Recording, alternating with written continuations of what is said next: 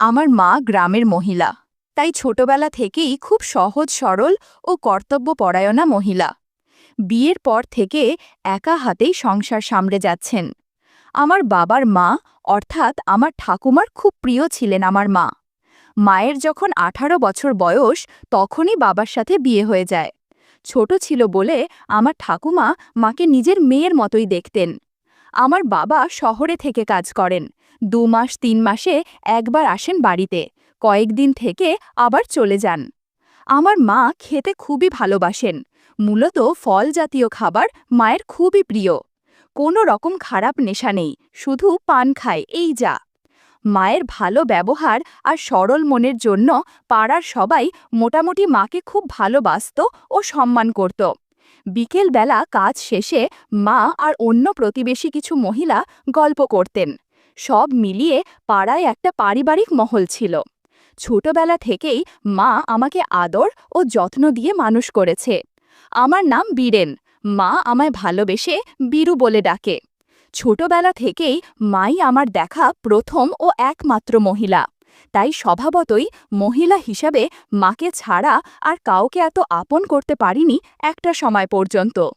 আমার বয়স 19, আমি একজন মাঝারি গড়নের ছেলে। আমি 12 ক্লাস পাশ করে হাটে চাল ডালের ব্যবসা করি। আমার মা খুব খোলামেলা স্বভাবের মানুষ, তাই আমি সব কথাই মাকে বলি। আমার মা আমার কল্পনার অপ্সরা দেবী। বয়সের সাথে সাথে আমার শরীরে হরমোনাল চেঞ্জের সাথে মাকে আমি নতুনভাবে দেখতে থাকি।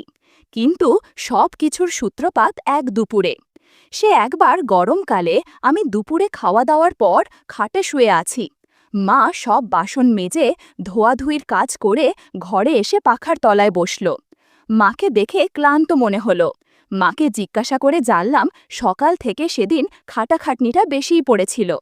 তারপর মা শুতে গিয়ে বলল, কিরে বীরু, আজ এভাবে আড়াআড়িভাবে কেন শুয়েছিস? আমি কিভাবে শোব? আমি বললাম, কেন, তুমি সোজাসুজি শুয়ে পড়ো, যেরকম প্রত্যেকদিন শো। মা বলল, তাহলে আমার পা তো তোর গায়ে লেগে যাবে বাবা। তাতে কি হয়েছে, তুমি শুয়ে পড়ো, আমার এখন উঠতে ইচ্ছা করছে না, আমি বললাম। এরপর মা শাড়ির আঁচলটা নিয়ে ঘাম মুছল। এরপর শুয়ে পড়ল। সারা দিনের কাজ করে মা অনেক ক্লান্ত ছিলেন। আমি খানিক বাদে মায়ের পা মালিশ করতে লাগলাম। মা প্রথমে খানিকটা অস্বস্তি বোধ করলেও সারা দিনের ক্লান্তির ফলে পায়ে আরাম পেয়ে আর কিছু বললেন না। এভাবেই পায়ের মালিশটা ক্রমে আমাদের দিনলিপির অংশ হয়ে উঠল। সময়ের সাথে মাকে দেখার দৃষ্টিভঙ্গি আমার আরও বদলে গেল। সাধারণত বাড়ির কোনো কাজ করার সময়, বাসন মাজা বা কাপড় কাচার সময় বিশেষ করে শাড়িটা যাতে জলে ভিজে না যায় তাই গুটিয়ে কোমরে আটকে রাখতেন। এতে কাজ করতে বেশ সুবিধা হয় মায়ের। তার টলটলে নিষ্পাপ মুখটা যেন কোনো মায়া জালে আমার মনে তীব্র আলোড়ন ফেলত। একদিন এভাবেই দুপুরবেলা মায়ের পা মালিশ করে দিচ্ছি আর মা শুয়ে আছে, এমন সময় পাশে তাকিয়ে দেখি অত্যাধিক গরমের জন্য কাপড় কিছুটা অগোছালো হয়ে আছে। কিছু সেসবের দিকে কোনো খেয়ালা নেই, কেননা মা ঘুমিয়ে পড়েছে। ভাবলাম এই সময় একটা কাজ করলে ভালো হবে। মা যাতে টেন না পায় এমনভাবে কাজ করতে থাকলাম। বন্ধুরা, ইউটিউবের কড়া নিয়মের কারণে এসব ঘটনা সরাসরি বলা যাচ্ছে না। তোমরা কমেন্টে দেয়া লিংক থেকে আমার ওয়েবসাইট ভিজিট করো, সেখানে একদম মনের মতো গল্প দেয়া আছে, যেগুলো ইউটিউবে পাওয়া যায় না।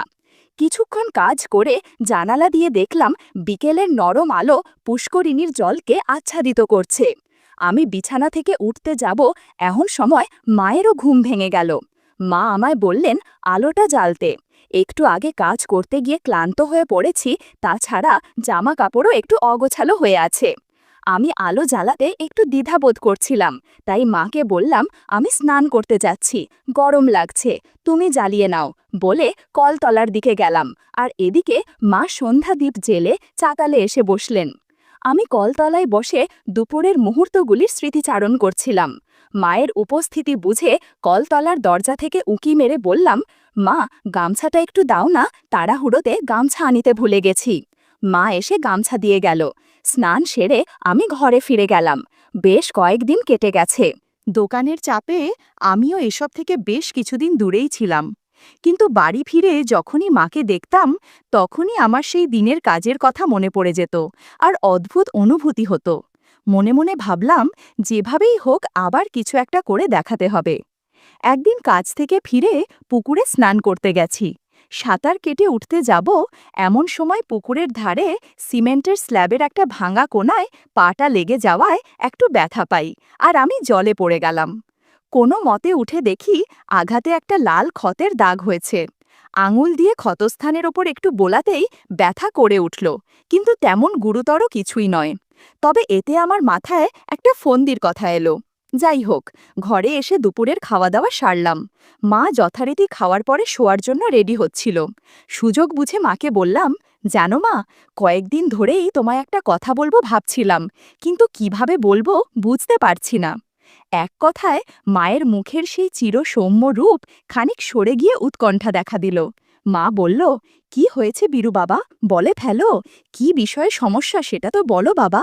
আমি ইশারা করে বললাম, সমস্যাটা এখানে, আসলে তোমার থেকে একটা পরামর্শ নেওয়ার ছিল, কারণ তোমায় না জানিয়ে ডাক্তারের সাথে কথা বলাটা ঠিক হবে না। মা এবার চিরুনি রেখে বিছানায় আমার সামনে এসে বসল। একেবারে চোখে চোখ রেখে বলল, আমি বুঝলাম না বাবা, কি এমন সমস্যা হলো যে ডাক্তার দেখানো লাগবে, আর সমস্যাটাই বা কোথায়? পায়ে ব্যথা পেয়েছো কোথাও? আমি বললাম, হ্যাঁ, একটু ব্যথা লেগেছে। এতে মা আমার চোখে চোখ রেখে এবার বেশ কড়া গলায় বলল, বাবু, আমি এখনো কিছুই বুঝতে পারছি না। তুমি যদি এক্ষুনি আমাকে সবটা খুলে না বলো, তাহলে আজকে বিকেলেই আমরা ডাক্তারখানায় যাব। আমি বললাম, কিছুদিন আগে পুকুরে স্নান করার সময় একটু আঘাত পেয়েছিলাম। প্রথমে তেমন একটা কিছু মনে হয়নি, কিন্তু ব্যথাটা এখন একটু বেড়ে গেছে। মা বলল, দেখাও আমায়। আমি আমতা আমতা করে কিছু একটা বলতে গেলাম, মা দাবড়ানি দিয়ে বলল, বীরু, আমায় দেখতে দাও। আমি সেই ক্ষতচিহ্নটা দেখালাম, যেটা তখনও বেশ লাল হয়ে আছে। মা একটা মলম আনতে ঘরে গেল। খানিক বাদে ফিরে এসে মলমটি আঙুলে করে নিয়ে আমার ক্ষতস্থানের ওপর বুলিয়ে দিতে লাগল। মলমটি বেশ ঠান্ডা রকমের। মা মলম দিচ্ছিল আর আমি তাকে দেখছিলাম। অনেক যত্নের সাথে সেবা করছিলেন আমায়। আমার বেশ ভালোই লাগছিল। এ সময় কাপড় অগোছালো হওয়ায় একটু অস্বস্তিতে পড়ে গেলাম। মা বলল, দিনে ৩-৪ বার করে এটা লাগাবে, আশা করি খুব তাড়াতাড়ি ঠিক হয়ে যাবে। এ সময় কিছু ঘটনা ঘটে যায়। বন্ধুরা, ইউটিউবের কড়া নিয়মের কারণে এসব ঘটনা সরাসরি বলা যাচ্ছে না। তোমরা কমেন্টে দেয়া লিংক থেকে আমার ওয়েবসাইট ভিজিট করো, সেখানে একদম মনের মতো গল্প দেয়া আছে, যেগুলো ইউটিউবে পাওয়া যায় না। এর পরের দিন দোকানে বেরোনোর আগে রুটি তরকারি খাচ্ছি, আর মা একটা টুলের ওপর বসে রুটি সেকে সেকে আমাকে দিচ্ছে। এরই মধ্যে কথায় কথায় মা হঠাৎ আমাকে জিজ্ঞাসা করল, বীরু, তোমার ওই সমস্যাটা এখন কেমন আছে? মা কোন ঘটনাটার কথা জিজ্ঞাসা করছে সেটা মায়ের এই প্রশ্ন মাত্রই আমি বুঝে গেছিলাম, কিন্তু তাও আনাড়িপনা করে বললাম, কোনটা বলো তো মা।